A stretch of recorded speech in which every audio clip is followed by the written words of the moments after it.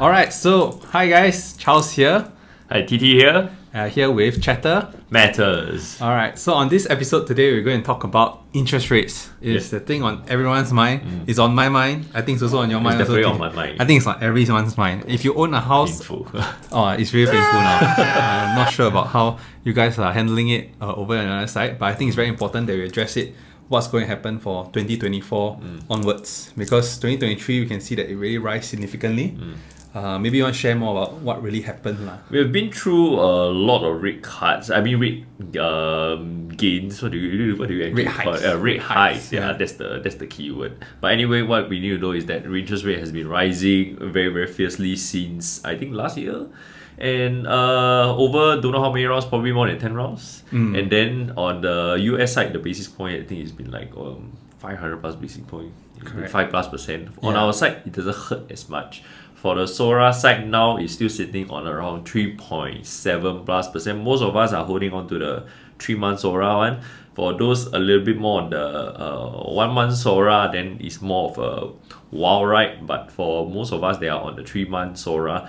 Yeah, sitting about 3 something, but 3.7 something. But if we factor in the spread, that means that time my previous package was about a spread of 0.7. That means we are looking at 4.4%, which is quite painful.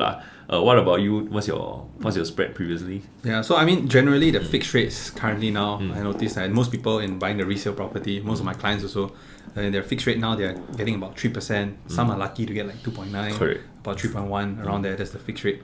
In terms of floating, currently I write about 4.4, 4.2, 4.3, including a bank spread. Because I think not only the floating rates at 3.7 now, including that also we need to factor in, bank also need to make money. Oh, definitely. Yeah, correct. So that, and it's really very high. It's like all-time high, I'll say, in my opinion, or probably in my age, wherever I took a loan. So it's something in our generation, it's something that we'll only experience not many times, I hope, in the And time. the thing is, I think the previous time that rates has gone up to such a insane level was like, I think more than almost about 15 years ago, back in 2007, 2008 era.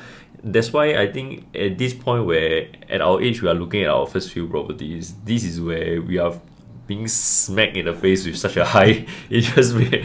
Definitely is gonna scare most people, right? Yeah, correct. So, I mean, generally for those people that I guess is new in the property space, why interest rate matters in real estate especially is because most of the time when you buy a property, it's taking 75% bank loan. And with that, taking a bank loan, it's always important to understand interest rates, because when you lock in a rate for a certain time, that will affect your monthly payment, interest expense as well, and a lot of payments along the way regarding your finances as well. So that is a very important consideration, and it has a very important strength in terms of real estate market as well, how it affects the real estate market, right? Maybe TT, you want to share more about that? Okay, first of all, we need to know that, and also acknowledge that whatever we pay towards the bank, part of it goes towards paying down our loan. And that is how we slowly clear our loans over the whole length of the loan tenure. But what I feel we need to be more aware of is the amount of interest component that we are paying down. Because that interest component is never ever coming back to us, even though when we it's sell gone down the drain. That's basically a sunken cost. Yeah, correct. So if we are looking at a $2 million property at current interest rate, assuming like what I mentioned just now is about 4.4%, then with a loan tenure of 30 years, 75% loan, you are loaning about 1.5 million. Every single month you have to pay down basically chalk up $7.5 thousand dollars. $7,500, and out of that $7,500, $5,500 is interest rate. That means every single month you are losing $5,500. But on the other hand, where interest rates are a little bit lower, if you manage to lock in at the past few, I would say 1-2 months around that rate of 3%, you would have been paying, instead of $5,500, you would have been paying $3,750 on average around there every single month.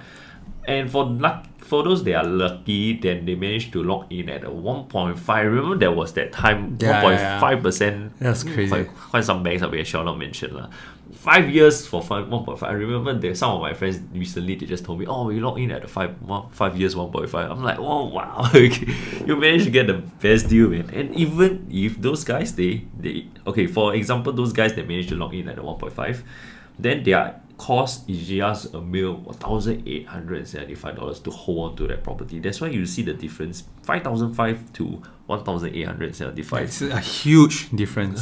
And I mean, yes, of course, the down payment goes up progressively as well, not estimated, but what Titi mentioned, the interest component, right? The money, because this is kind of invisible cost. Every month you pay your mortgage, you don't really see this, but it's slowly eating away. That means you realize that actually your principal or the balance of your loan is not really drawing down as fast, right? And then that is really going to eat into it, and you're going to actually be paying more into, like what you say, sunken costs, money you can never see back, and this is the bank's profits at the end of the day. Yeah, but so I mean, it is a situation now. I think as maybe as a general user and a person also looking to buy a house or already bought a house and already paying a loan, I think it's important to really consider to make sure that you have all these finances. But that being said, is that if let's say today now, Titi, if I can buy at 1.5%, wow, that open up a lot of opportunities for me. I mean, right? Oh, definitely. Especially if at that point 1.5%, the TDSR back then was just based on 3.5%. That means we are able to loan a lot more. A lot more, correct. And now we are assessed by at around 4.5, and some banks are even assessing clients at 5.0, and that would have eroded a lot of your purchasing power because of the amount of loan that the banks are willing to grant us and that would have been example, a couple would have been maybe easily able to afford I would say not say easily able to afford, they would have been qualified to go for a loan for up to maybe a $2.3 million property, but now they're only maybe looking at about $2 million property. So basically the firepower is like cut by a significant percentage as well. Alright. Yeah, and I think that being said, the other way also persists because now we are in an environment where it's very high interest rate. Probably when you guys are getting a loan assessment, that's probably what you get. But if you imagine when the rates go down, probably the stress test also will go down. Then from there also, the purchasing power increase as well. Right? Correct. And then what will happen to the market because of that? And because when people start to look at, hey, the interest rates are low, then the monthly installments are also low, and then it seems like I'm able to afford. And because I mean, for us, we tend to be more because being being in the market for quite a while, then we've been observing the market. We are able to tell mid to long term. But most people, when they buy property, they only, what are the rates that I can get today? And then, today I can afford. Yeah. And this is what we have been observing for quite a lot of buyers. They only look at what we are having right now, and then they decide, this is actually quite affordable, and we should just go for it. And because of that, demand tend to go up, especially when interest rates are low, which we are also praying that it comes. I think everyone's hoping it. But I think one thing to take note is that for those you guys that are really considering to shopping a property now, or like for myself, I always advise my clients to make sure that they know that the current interest rate, because at the end of the day we're buying a property for a long term, right? It's not like a short term thing. The rates, yes, it will change, but currently now I guess people might have bought during that time when there was a bit of low interest rate, and currently now they might be facing pressures of like high interest rate environments and stuff like that. Suddenly they see their mortgage like jumping kind of thing. So I mean, I think for myself recently, it's very important to understand there are options that we can do, right, for this one thing.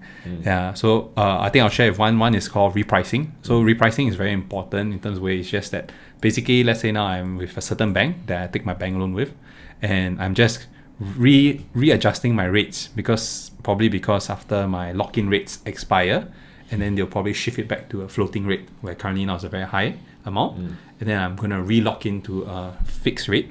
So that's what you call repricing. I think it's important to also know what your previous package would have been, whether they allow you to do free repricing, because not all repricing are free. Correct. We cannot say, hey, today we hear this Chatham Matter podcast, then we want to do repricing. But the banks will still allow you to do, but there may be a fee that is incurred. So make sure you check in with your mortgage banker to see what are the terms especially before you sign anything. All this has to be thought about very carefully beforehand. Go and talk to the relevant expert in the respective field. Can be your real estate agents, can be your bankers, all these, and then compare across the different perspective. Be very careful lah. So like what Charles mentioned just now, repricing is within the same bank because you're trying to get for better rates. But what's the other thing what's the other term if we call it trying to transfer our loan package to another bank? Refinancing. Okay, so we get it right. That one is called refinancing. Yeah. So why would I want to stick with the same bank? So same thing as like flirting, I'll say, or getting into other areas, is where you're trying to court someone else's businesses. I'll attract you with better deals. Yeah, I think that's a very good analogy to sum up the thing. True. Yeah. So I'll say that's how you look at repricing and refinancing. Sorry, yeah. And I think to add on also the TT is that yes, it's very important to check your existing rates. For my side, I usually make sure that I run through the proper thing with my client to make sure that what the exacting rates, what's going on. So at least they know that, hey, this is not shocking to them when it comes on. And then what's going to happen next? How do we make sure that we are always minimizing costs as much as possible? Yeah. And now we are on this topic, right? What about you? Do you feel you should be repricing to something that's a fixed rate right now, or do you think that the rates are going to come down fast enough so that you won't be you prefer not to get it fixed? So I think that's like now if you're an influx decision, like what should I do, kind of thing. Right. So like for I think first of all, this is not financial advice at all. We need a disclaimer because this is just our own point. My own point and my own personal decision. So for myself now, I'm on a floating rate, and I have the option to consider a fixed rate or repricing or floating rate at this point in time. Personally, to me, looking at the market forces and the macro factors moving forward, I personally feel that I would go for a floating rate. I'm willing to. Yes, it's painful now. I agree with you 100%. The difference is significant. I am willing to stomach it for an opportunity for a better one. It's definitely a riskier approach. I definitely agree on that. But that's something that I think I'm trusting my research that I've done and the backing in it. And I stick by my word in terms of doing that. So you feel that the rates are going to come out fast enough for you to not fix it? Yes, that's my personal opinion. That's I'll stick by it, and that's why I'm going to do that. Yeah. For me, I'm a little bit more conservative. I feel they're still going to come down, but probably not so fast as Charles believe in. After all, I feel the Federal Reserve, they will still want to hold it long enough to keep the economy in check, but at the same time they cannot devastate the economy to the extent that they destroy everything. And well, I got weak hands right now. I don't have diamond hands right now, so I have just unfortunately just repriced because somehow the bank side is able to give me to grant me the new loan on quite a short notice. So it was kind of I was really like what he mentioned. I was really on that fine line between should I reprice to a fixed rate or should I still stick on and ride the storm out. But since it seems like I'm somewhere in the middle line, right? Then they managed to get it started fast, and then what kind of inched me towards the side of trying to go for a fix. But like we mentioned just now, all this just is our own point of view. There's no right or wrong. And we are not mortgage experts. Correct, exactly. This is just what we believe in, and we do have clients that both have fixed rates and also floating rates. Correct. Right? Yeah. So I think it's more important, like what he mentioned, is to understand the whole entire situation, understand the cost involved for both pros and cons. And at the end of the day, the decision is yours from it. But definitely, I feel that it's important to consult all kinds of specialists that are in this field to get the proper necessary advice so that you know. Because it's very important, I'll say, because this kind of decision is like it affects you for probably 2 to 3 years kind of decision. Because nobody can tell the future. Correct. No one. Like we never know what's going to happen in the next few months.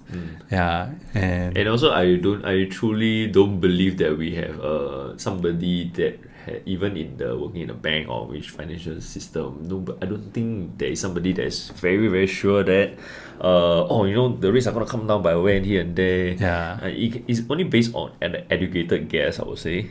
Correct. So that's why it's important to do your due diligence and make an informed decision ultimately whether you choose to go for a fix or you choose to go for floating. So Anyway, but if you think otherwise from our point of view, then feel free to comment in the space below and then let us know also, because ultimately it will be nice to share your point of view compared to what both of us are having right now. Yeah, so do tell us, if you're team floating, a team fixed, not fixed, or the most baller one where you have no loan at all.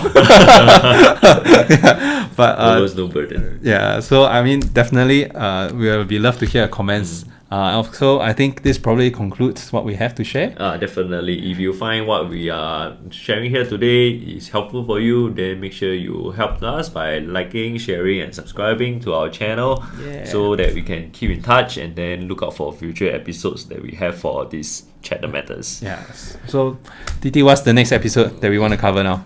Next episode we'll be looking probably more at property taxes. I think that is something that has been on quite a lot of people's mind, because these 2 years, I think this year we just had a raise. Next year we're gonna have another raise, and the raise can be quite a lot, especially for the higher quantum properties. For the HDB side, not really that much, really.